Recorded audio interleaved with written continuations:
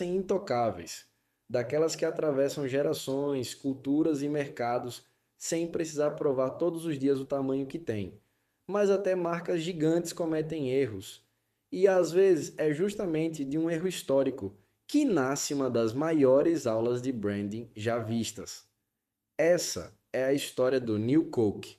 A mudança que parecia estratégica virou crise nacional e, no fim, mostrou ao mundo que marca forte não vive só de produto, vive de significado.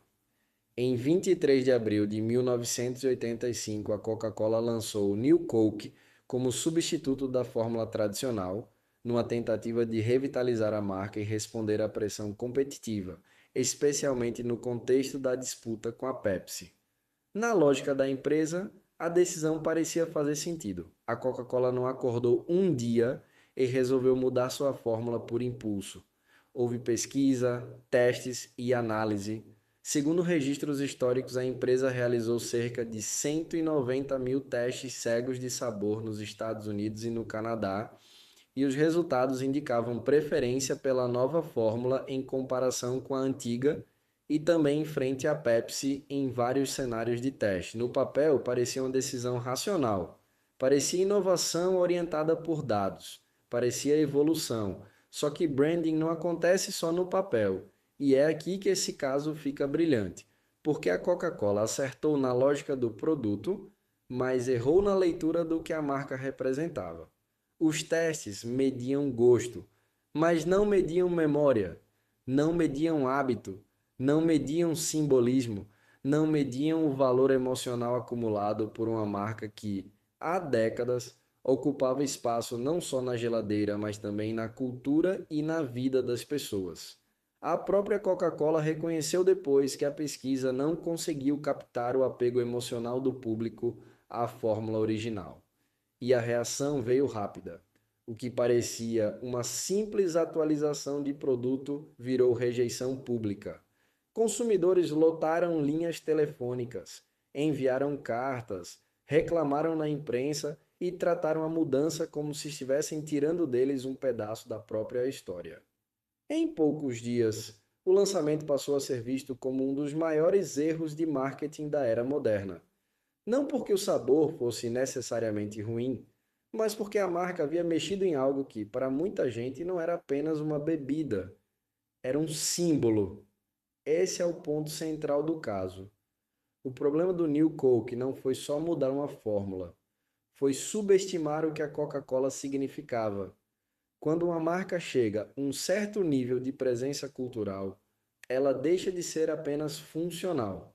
Ela passa a representar continuidade, lembrança, identidade e até pertencimento. E quando uma empresa olha só para atributo de produto, corre o risco de tomar uma decisão tecnicamente defensável, mas emocionalmente desastrosa. O New Coke virou exatamente isso. Um caso clássico de empresa que ouviu os dados, mas não ouviu a profundidade do vínculo com a marca. A pressão foi tão grande que a Coca-Cola precisou recuar. Em 11 de julho de 1985, apenas 79 dias depois do lançamento, a empresa trouxe de volta a fórmula original, agora sob o nome de Coca-Cola Classic. E esse retorno não foi apenas uma correção de rota, foi um reconhecimento público de que o valor de uma marca não está só no que ela entrega racionalmente, mas também no que ela preserva emocionalmente. A volta da fórmula antiga marcou um dos recuos mais emblemáticos da história do marketing. Mas é justamente aqui que o erro vira aula, porque o caso New Coke ensina algo que muitas empresas ainda ignoram. Marca forte não é só preferência de teste, é vínculo construído ao longo do tempo. Uma empresa pode melhorar embalagem, fórmula, site, campanha, produto e até performance comercial. Mas, se ela perde de vista aquilo que o público sente quando pensa na marca, ela pode enfraquecer justamente o ativo mais valioso que tem. Branding ele não é apenas parecer melhor, é continuar fazendo sentido. Tem uma lição muito prática aqui para qualquer empresa de hoje. Muita marca comunica demais o que faz e de menos o que representa. Fala do serviço, da entrega, do processo, do diferencial técnico, do prazo, do atendimento, mas não constrói uma percepção forte da identidade. E quando isso acontece, ela fica vulnerável, porque se o mercado só enxerga a função, qualquer concorrente um pouco mais barato ou mais novo pode parecer suficiente. O caso da Coca-Cola mostra que a força real de uma marca está em ocupar um lugar simbólico na cabeça das pessoas, e isso não se troca facilmente.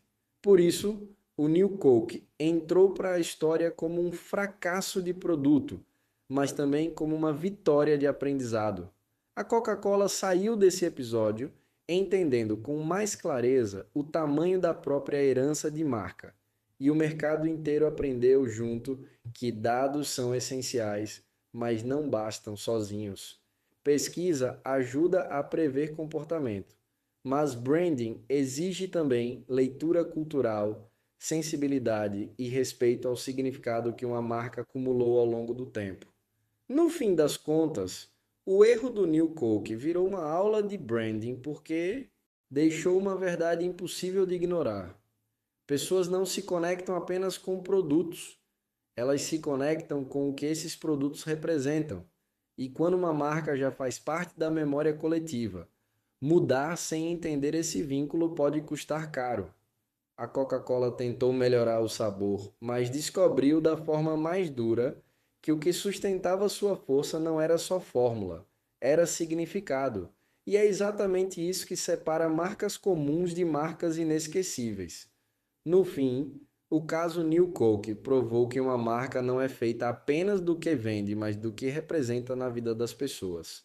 A Coca-Cola errou ao olhar só para o produto e esquecer o peso emocional que sua marca já carregava. E é justamente por isso que esse episódio virou uma das maiores aulas de branding da história, porque mostrou que dados, testes e estratégia importam, mas nenhum deles substitui o significado que uma marca constrói ao longo do tempo. Se a sua empresa quer ser lembrada, admirada e escolhida, o caminho não está apenas em melhorar a oferta, mas em fortalecer a percepção que o mercado tem sobre quem você é. Se você gostou desse vídeo, deixe o like, se inscreva no canal da Quatro Rios e acompanhe os próximos conteúdos sobre branding, marketing e posicionamento de marca.